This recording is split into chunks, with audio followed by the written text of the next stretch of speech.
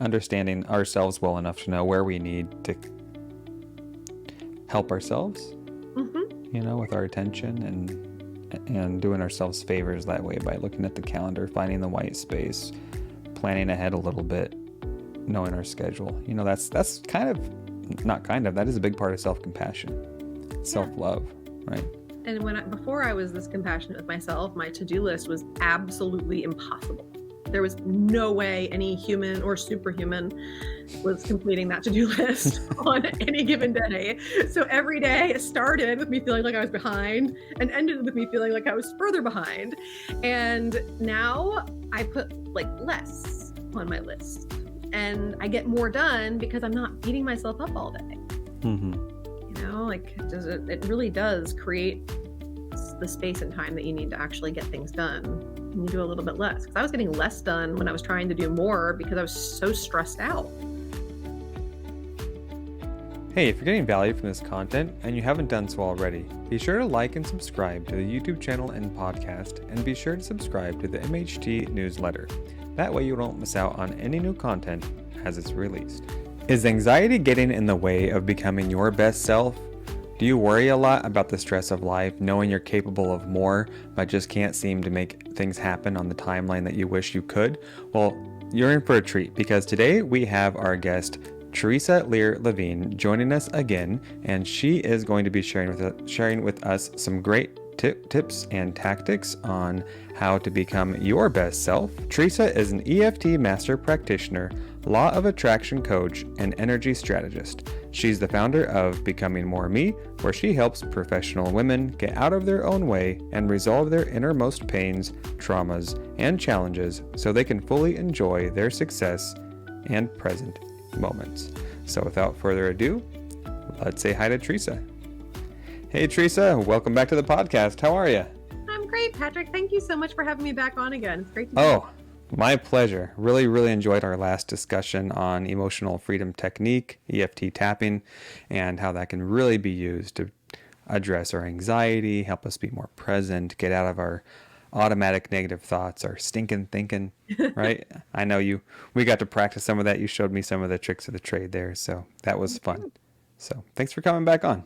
Absolutely. I was thinking about the last time, right, as you were introducing me and talking about our, how we get in our own way and everything else. I think that's exactly what we did our EFT tapping on afterwards. We were working on social anxiety and all of that. And it was a great round of tapping. So absolutely. And so I still remember the techniques and how to bring myself back to the moment when I start spinning on not having enough time to do all the things. Yeah, right? For sure. The never ending to-do list. Yeah. And it's this never-ending journey of becoming that we really want to make sure that we can get present for and enjoy. Yeah, I like that. Absolutely. So, you want to reintroduce yourself to our audience for those who aren't familiar with you. Some of the wonderful work you're doing especially with high-functioning women, right? And high-functioning ASD type disorders, ADHD, ADD. Absolutely. So I'm Theresa, and I'm an entrepreneurial mom with ADHD and high functioning anxiety myself. A mom of 4 boys. At this point, I have one that just went into college this fall, so that's been a big transition. And then I have an 8th grader, a 4th grader whose birthday's today, and a 6-year-old in 1st grade. So they're all spread out, and I run several businesses from home and have for quite a long time, well over a decade now. And I really kind of got to a point about 7 years ago. That was really my big pivot. It was about right around the same time that my youngest was born, where I realized I had so many blessings in my life and everything was so good. And I wondered how a life that felt so blessed could also feel so anxiety ridden and overwhelming and chaotic. And for me, that was when I knew I needed to figure out something to get out of my own way so that I could really, be in the moment with my kids and my husband and experience the pleasure of this wonderful life I'm living without always trying to be somewhere else mentally. And thankfully, through mindfulness practices, through emotional freedom techniques, through hypnotherapy, and through just developing my own kind of patience and better understanding of myself and those who I have to interact with on a daily basis and want to interact and relate with, I've really had this journey of becoming happen for myself, that I then in turn created my business Becoming More Me, and have helped a lot of other high achieving, anxious, ADHD, entrepreneurial women to kind of use these same things to help them to better their own journey. And thank you for that, because I need all the help I can get.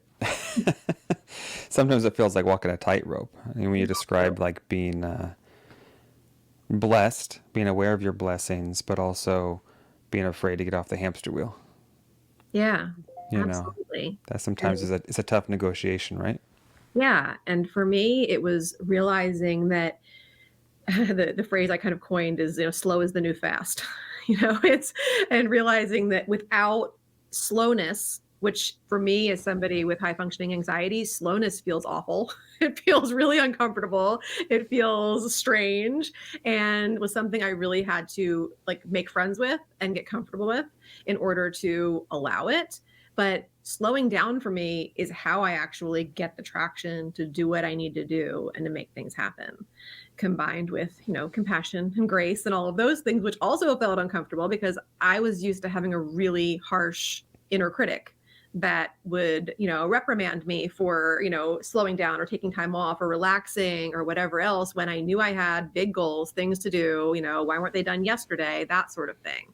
So that's kind of been the undercurrent for me for a very long time, that I needed to do more in order to be more, when what I've kind of flipped that around to is being more by doing less. And that's really where like the rubber meets the road and all the magic happens. I know, to the type A person, that sounds like, what? What do you mean That's do it. less? Yeah. Yes. Yeah. And it was one of those things where I could read it, I could learn it, I could understand it for a very, very long time. But until I started incorporating the regulation of my nervous system into my understanding of things, the change wasn't happening. And that got really frustrating for me, because when you feel like, gosh, if I know so much, or if I'm so smart, like, why can't I make these things work? And to realize like, okay, well, I know this, like logically, rationally, it works to, do this. Why won't I do it? Why can't I do it? Why does it always feel like I've just hit a wall that I can't figure out how to get through, over, or around? And nervous system regulation for me was that recipe to really kind of get my body and my mind working together. And, that made everything kind of like made the gears start being able to turn. And that nervous system regulation at first was things like doing like yoga nidra or doing guided meditations, because I realized that unguided meditations and this ADHD mind were not a good combination. I mean, I know that even people without issues being distracted are distracted. We just live in a world where distractions hits all of us. And the purpose of meditation is to keep coming back to ourselves and keep, realizing, oh, hey, look, I'm distracted. I'm coming back to myself. But also that was really not feeling good for me. So guided meditation was great because I could put my focus on the guidance, I could put my focus on the instructions and follow through.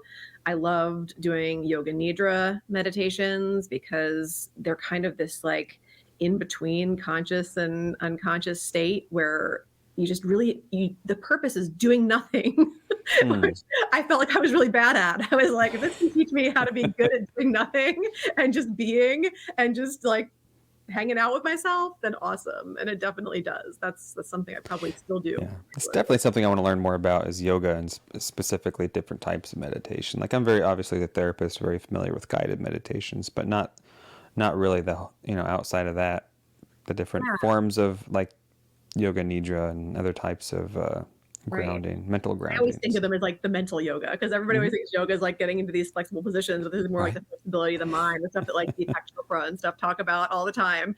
I remember reading his book Abundance, when he talks about, yoga and its state of like aligning with our abundance and our ability to, to experience more of that. And that was like a real eye opener for me. But yeah, so starting with, mindfulness, and even using things like the Calm app and things like that. Back in the day, that was like how I would do my meditations every day and fit in 10 minutes or whatever it was that I could do, with the kids being really little back then. And then as I got, lucky enough to be introduced to emotional freedom techniques, which I told the story of on the last podcast when we were together, that just really like clicked with me. And suddenly I was able to transform and feel differently about so many different things and really handle things in the moment as they came up and meet myself differently. And then the next time something similar would come up, all of a sudden I was showing up differently in the situation. So it was just these like ability to go through these new levels and peel these layers off really quickly and gain that consciousness and awareness that I felt like was really muted or, not accessible before that. And all through the time of doing that, I was also opening up to hypnotic communication and hypnotherapy and things like that. And all of these things were things that I experienced first, using them myself, and then, took on certifications and things because like, oh, I've got to help other people this way or be able to do more myself. I mean, with hypnosis, all hypnosis is self-hypnosis. So, it's lovely to be able to get yourself into that state, which is something that I love teaching my clients how to do so that, we naturally enter through a trance state twice a day when we wake up and when we go to sleep. So we have that like enhanced suggestibility at our fingertips in these pockets of time that happen normally for those of us who can sleep. Twice a day. So it's like we can really make the most of them when we, combine those with, hypnotic audios or, like we were talking about before we started recording, like binaural beats and things like that. I love like waking up to like 528 hertz, like meditations and things like that. And just really kind of having that expansive feeling kind of begin my day instead of check the calendar, check the email. What do I need to do? Am I behind? Like all the things that happen when we don't like consciously start our day in a more mindful way. Right. Heart starts racing the second you start. I don't know about you, but as soon as I start thinking about checking my phone, it's kind of like it's a physiological shift. And I'm not exempt from it just because I know these things either. Literally this morning, I woke up in that state and I met my inner critic because I was suddenly kind of getting on my own case about like, you don't usually have a case of the Mondays because you love what you do. So what's going on that you're waking up on this Monday morning feeling anxious?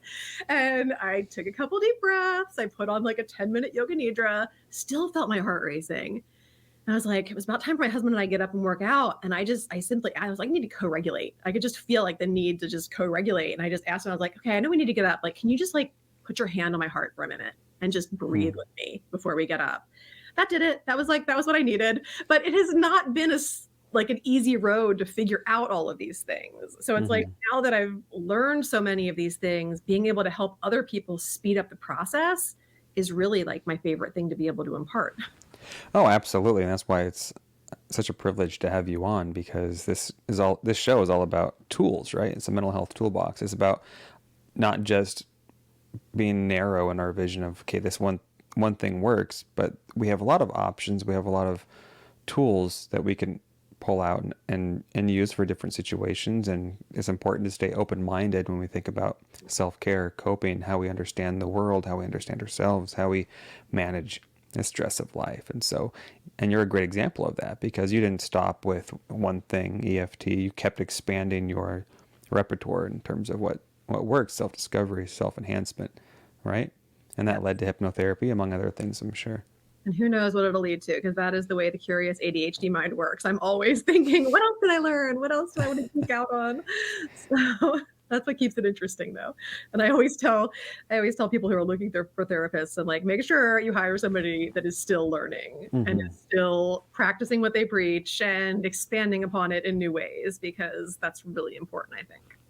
Oh, yeah. And I'm of the same vein. I'm always trying to learn something new, and the application, the life application. And it's funny because things I'm learning along the way, things that might seem like I geek out on, like project management software. I find ways to make that applicable to my clients. I'm like, oh, you're working on these goals. Well, let me share this free software that I'm using now and how you can really operationalize your goals. And it's like, so that might turn some people off. Your software. You have a favorite? Asana. My VAs were trying to get me to go back to Asana the other week. We have to talk afterwards. Yeah. I flip back and forth, but it's like I always try to figure out how to optimize. A lot of people are like really big into Notion right now. Right. That scares me though, because that's a deep rabbit hole. Like once you start getting into like, you can create anything out of it and formulas. And like, I need a little bit of parameters, because then I'll go down a whole other, Yeah. I'll start watching like 30 hours of YouTube on how to create different Notion templates, and it becomes Yes. overwhelming. That's the thing Someday too. I'll dabble in Notion, but I like some boundaries on my tools, or Yes, but I'll those, start those running through. boundaries of having like good project management software, I think also is really helpful for the mind and also really helpful for like the way we regulate and everything else. I know in my book, I talk a lot about time management, which has always been a struggle for me. And, the different ways that I came to be able to understand time better through different practices and everything else. And having good software to organize things in is definitely a key part of it. It's huge. It's huge. As much The as I busier. think I don't like it, I do like it. I do geek out on it too. Well, I think anything that helps get time back, so I know what to prioritize. And that's not to say I don't still like, I still have my black book, which I use for my daily to-dos and Yeah. things, or thoughts that Actually, come. my Yeah. favorite process combines, obviously we have to have electronic things at this point because we share so much, calendars to, coordinate appointments and take care of our clients and all sorts of other things. But there's just still something about putting the pen to the paper.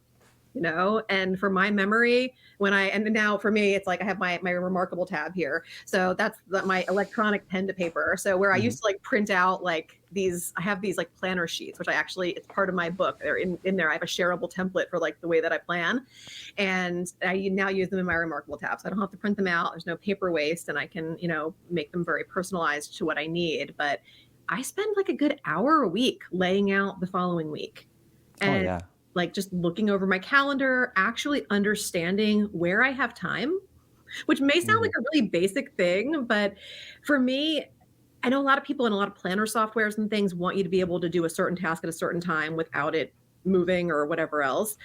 My schedule really has to be a lot more flexible with 4 kids and working from the same place where I live with my family and everything else. So I Oh, might for sure. know that I need to get something done on a particular day, but I might not know whether it's happening at 7 a.m. or 3 p.m. or, somewhere in between.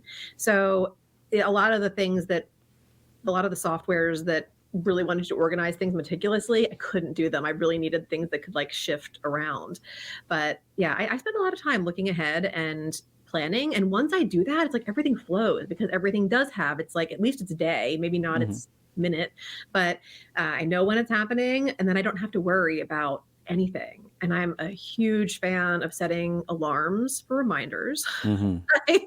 Because Right. then I don't have to worry either. So if the night before for the day ahead, I set my alarms, I know that like I'm not going to miss being here with you for the podcast. I Mm-hmm. didn't miss my massage this morning. I won't miss my kids getting off the bus later. Like I don't miss any of those things. So, and I love like putting little things on my alarms when they go off. Like if it's a normal time, like the kids getting off the bus, I know I'm getting the kids off the bus, but like I can put like an inspirational quote or something to All remind right. Smart. like Yeah. come back to love, or to take a minute to just take a few deep breaths before switching from work to family time, something like that. And I'd love to think that like reminders are mundane, but we really, really need them. We really do. Like we can forget the simplest things. And I feel Oh, like for sure. so often the things that my clients thank me the most for are just these basic things where it's like, gosh, Theresa, I never would have thought of that.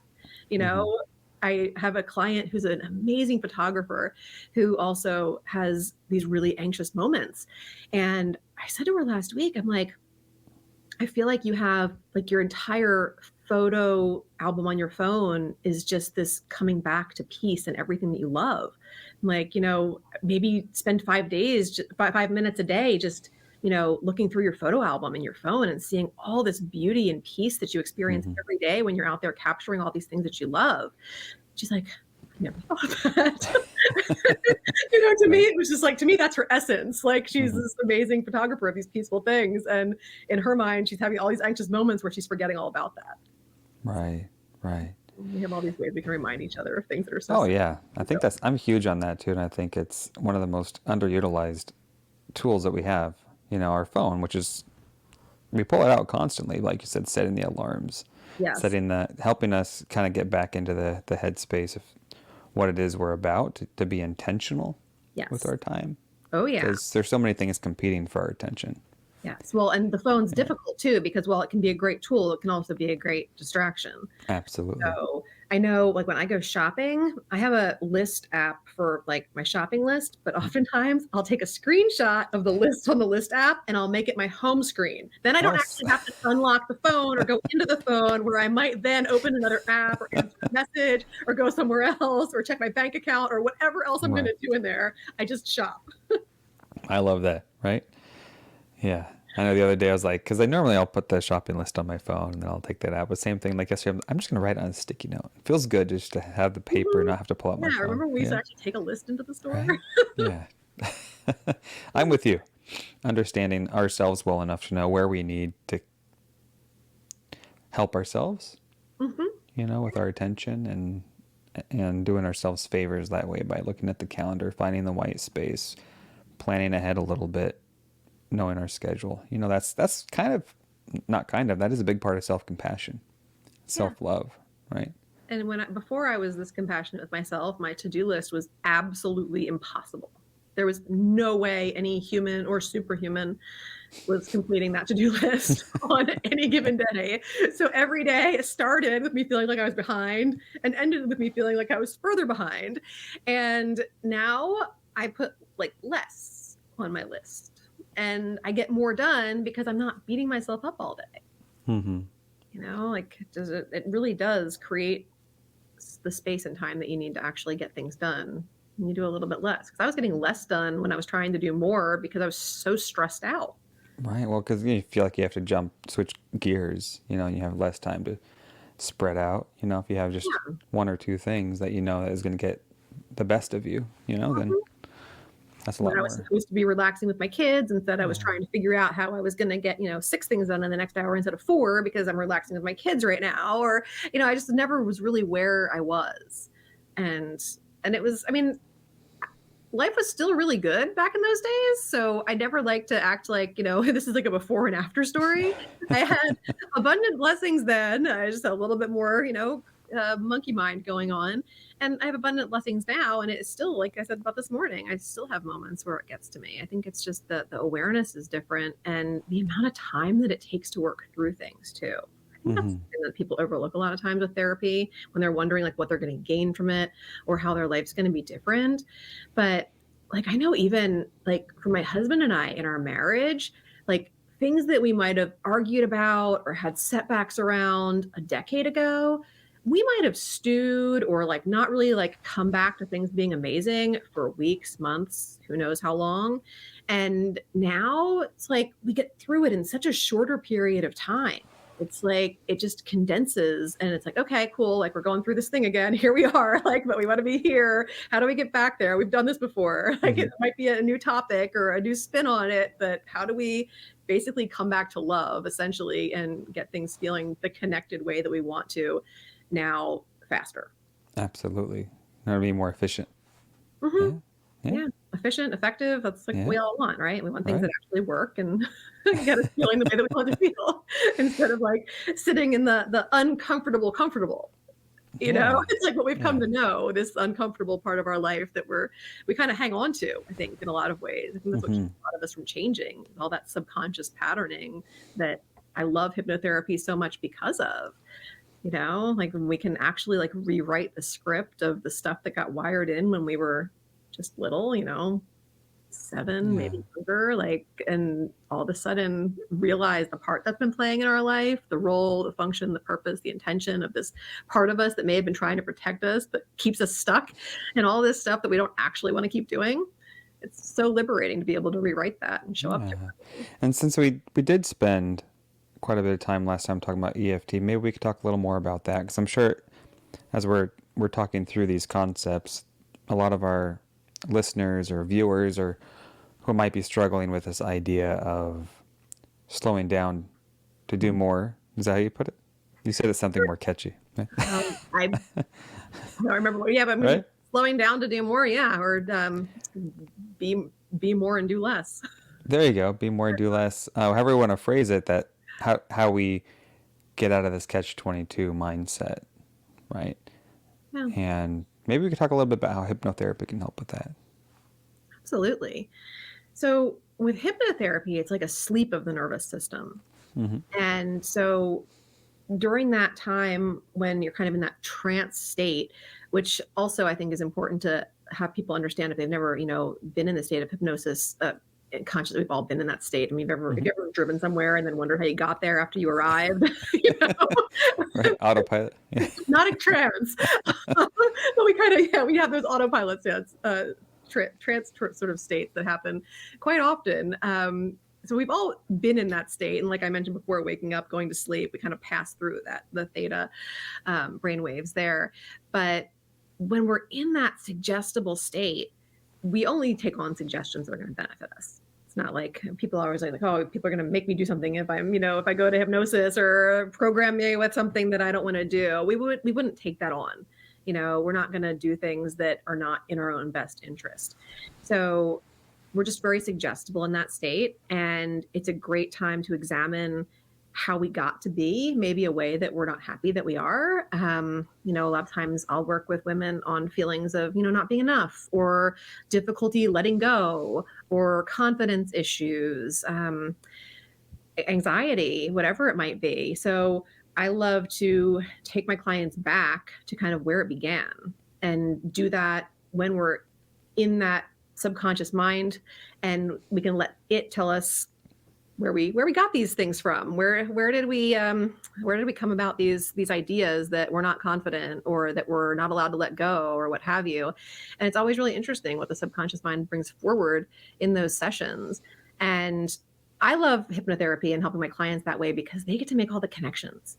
It's not like I'm sitting there giving them advice or connecting dots for them. They get to connect the dots themselves. They get to see, like, oh gosh, it's their mind takes them back to a scene, and maybe it's, difficulty letting go that we're exploring. And they realize that they lost a friend when they were a little kid, and they're afraid that if they let go, then they'll lose all these memories forever. And so they keep things wound tight. Or maybe there's something that happened later on in their life where letting go meant the end of their marriage, or it meant something bigger. And so they've kind of developed all these belief systems around what letting go means. And then through the transformative part of our hypnosis session, I get to basically tell them all the things they needed to hear, and create an audio for them that they can listen to.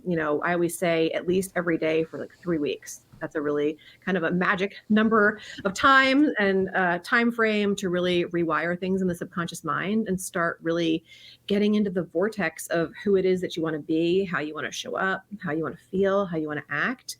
I do a lot of, research before I do a hypnosis session with a client, to really ask them those questions. If we're working on letting go, I want to know everything about what your life looks and feels like when you're able to let go.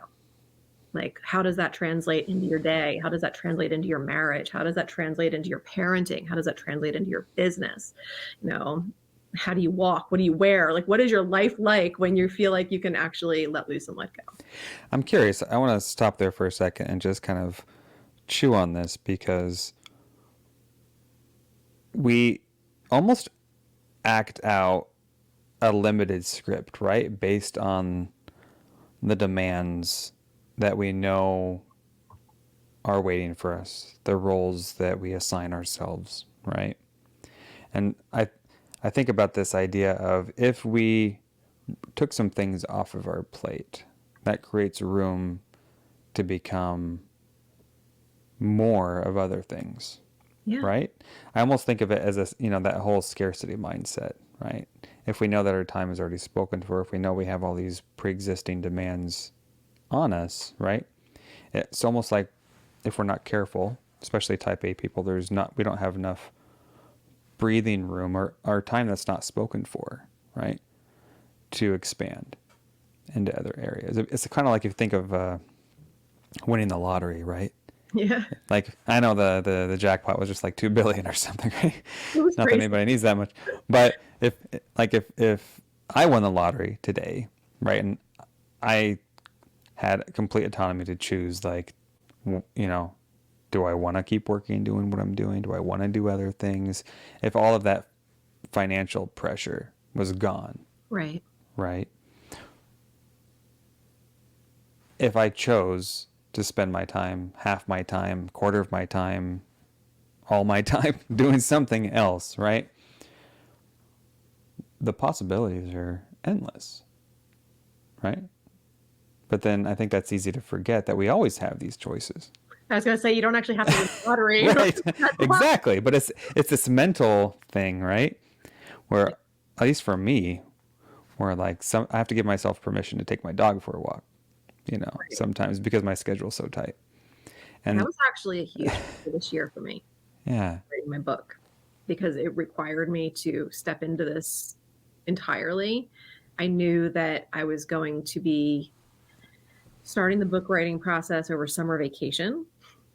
My kid's home, which is a hard time to regiment or prepare and like plan time. And I also didn't want to, be unavailable to enjoy summer. Like, it was ridiculously important to me to write this book through the lens of pleasure, and Mm-hmm. to stop myself if and when I was ever like forcing myself to do it, or it felt like it wasn't fun or in alignment with what I wanted to produce.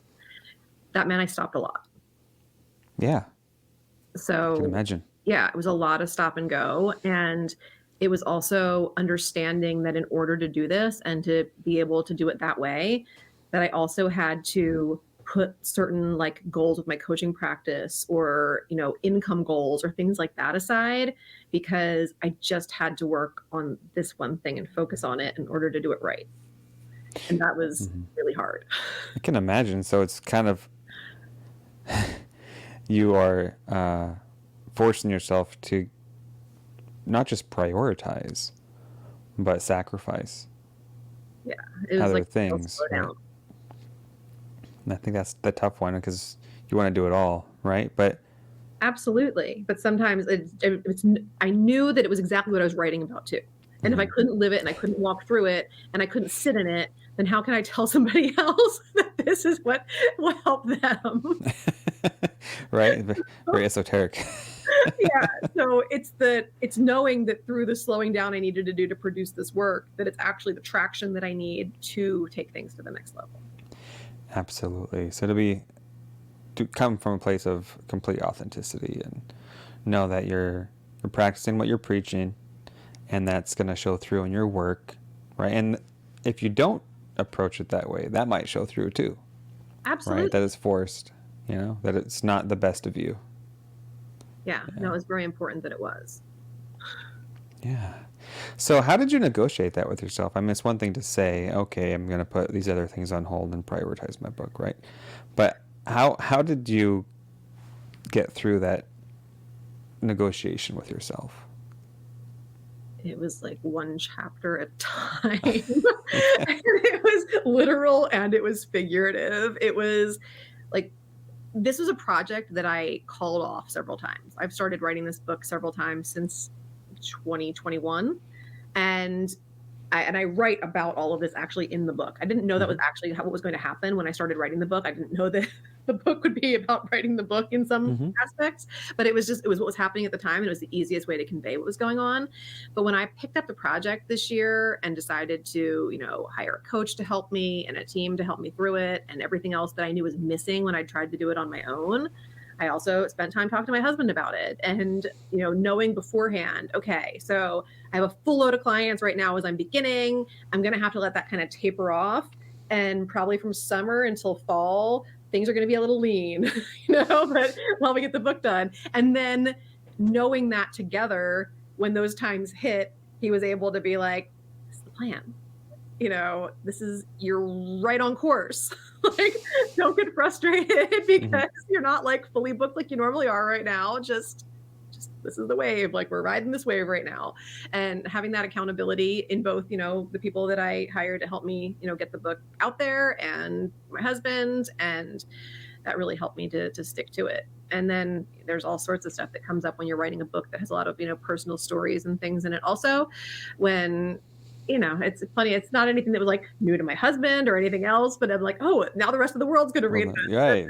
And you have Yeah. all these like vulnerability blocks and visibility blocks that you thought maybe you'd already worked through that are still just calling for a little bit more attention. So work through that. But it was an active process of doing the things that I help other people actively do on a daily basis. Wow. That's good. And I love that you're being transparent about it. I think that's great. I can't wait to read it. Do we have a launch date? Should be out by the end of October. Wow. So, Coming up quick. yes. Hopefully by the time people are listening to this episode, it'll be out in the world. All right. And That'd be great. The recording studio last week, so there'll be an Audible version of it, which was another thing that was like 100% important to me when I started, because I personally don't read books. Right. So I thought it was kind of funny that I was writing one. And then I thought it was really ironic that when you write a book, you also have to read it like a whole bunch of times, because that's part of the editing process. Mm-hmm. So I had to face that demon a whole bunch of times getting this thing ready. But I had the most fun in the studio reading it. Wonderful. I was going to ask if there was an Audible version, because yes, that's how I digest books. No surprise, because I'm multitasking. Absolutely. I mean, I love to be able to listen to a book, take a walk, do the dishes, laundry, whatever, in the car. There's so many ways to do that. And I mean, I probably read 2 to 4 books a week if I can read them on Audible. Right, exactly. If it was sitting on my desk right here, it might sit here all year unread. Yeah, I'm of the same vein, which is why I started a podcast, because that's how I digest things. It's typically through audio. I'm mowing the lawn, doing the laundry, running errands, that kind of stuff. Podcasting is actually how I honed the ideas for my book.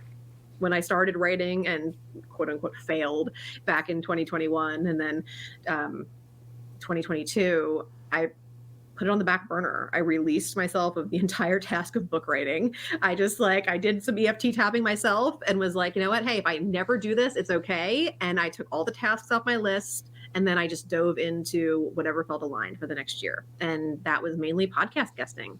And that helped me really dial in on like, what do people like? What do people need? What really needs to come through from me? And got me really clear on my messaging. So I just kind of followed my highest excitement, let life's magic do its thing. And it led me right back around to fine tuning what was missing the times when I was trying and it wasn't coming through. Wonderful. So full circle, speaking from your own journey and your professional expertise, how does one, what would be some good tactics for someone to move from being overwhelmed and having their time spread so thin that they don't have time to think? How do they get from that place to learning to go slow, be more present, be more intentional with their time, and not at the same time not feel like somehow they're letting themselves down? I think it's a combination of things, and it could be baby steps, or you could take kind of big giant leaps with this, depending on how quickly you want to, change things in your life, and also depending on what kind of life you're living. I work with a lot of, entrepreneurial women who have a lot more control over their schedule. So, if you have a 9-to-5 job or certain things that are really structured in your life, it may be a little bit harder to, be flexible about these changes. But, when I was first starting to make changes, it was little things like waking up earlier so I could get a workout in, move my body. It was, waking up a little earlier to do a guided meditation for 10 minutes, or doing something like that before I went to bed, or taking 10 minutes in the afternoon to do something like that. And just to kind of feel space and time, and to know that it was, to start cultivating that feeling that it was safe to take that time and that good things happened when I took that time. And then kind of growing from there into carving out space to plan. I think planning is really important, like we talked about, and also not being too tied to the outcome there. Like you can create a plan, and your plan still needs to have some flexibility, because life has these curveballs it throws at us every day, and we just never know which one's coming. So having the flexibility there, and then I would meet myself with EFT tapping or hypnotherapy, and like listen to like pre-recorded things that I would either create for myself for hypnosis or have my therapist create for me. And if I knew there was something I really wanted to work on. So for a while for me, it was like temper. It was like getting frustrated or feeling agitated, switching between like trying to do work and trying to do family things, and finding myself getting like moody or frustrated in those times. And I would have to start kind of catching myself there, which when you're frustrated, you just want to be frustrated, like, let's just, Right. nobody's like, oh, Don't I'd tell really me to calm down. take Yeah. 5 and figure this out. Like, no, we want to, like, have a fit.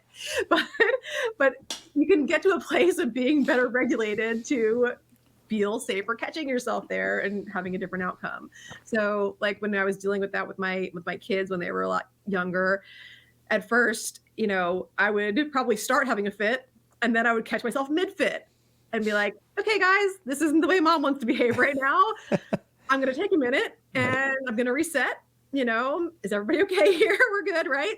And, kind of reset and come back. And then, fast forward a few months of kind of getting through that state, then you get to the point where it's like, I can feel it coming. And then I can tell the kids, I'm feeling myself getting really frustrated. I kind of feel like I used to feel. Like, remember when I used to snap? Like, oh, yeah. I'm like, okay, I think I just need a minute. Like, I'm just going to go, like, take 10 minutes and meditate, and then I'll be back. All right, you guys good? Then I'd exit for a few minutes and come back and be better. Or I would do an EFT tapping round, like, right in front of them. And that was actually really great because then they could watch me transform in front of them, from like the Incredible Hulk back to like normal. That's funny. I think just being transparent too, like with this example being with my kids, I think that's been really helpful. I actually had all of my kids come on my podcast earlier this year and we talked about, how this work has kind of changed everything in our family and how it's changed me, how it's changed the way we relate. And I think at the end of the day, just with everything we've all been through together, they know they have a safe place that they can come, they can talk, they can be themselves.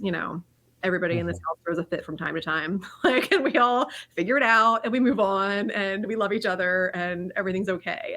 But, I think that's a really important feeling to know that, like, you're safe where you live and that you got people you can talk to and they understand you and they accept you no matter how you show up.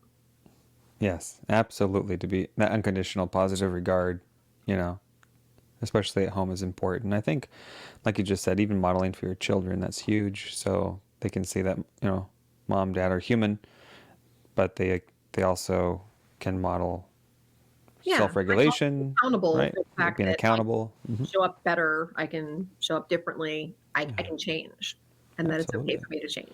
I think it's also important, and thank you for sharing, to understand that, it is a process. We don't go from 0 to 60, with these skills. It's the same process if we're applying this to work or to money blocks or to confidence or to, marital relations or whatever else. It's the same process. The kids one is pretty easy to share because I think most people have gotten frustrated with theirs at some point. Yeah. Maybe it's just me. I don't know. No. But it's the same process either way of just kind of like, the awareness. As you raise the awareness, then you can meet yourself differently and you can try new things to kind of get to that next level and just keep expanding the consciousness there. And then you keep changing along with it. Absolutely. Well, great. Thank you for sharing that. Yeah. Yeah. So it's just about being very specific about what it is you want to work on, that self-awareness, catching yourself in the moment, and then practicing the skills, right, to bring you back down.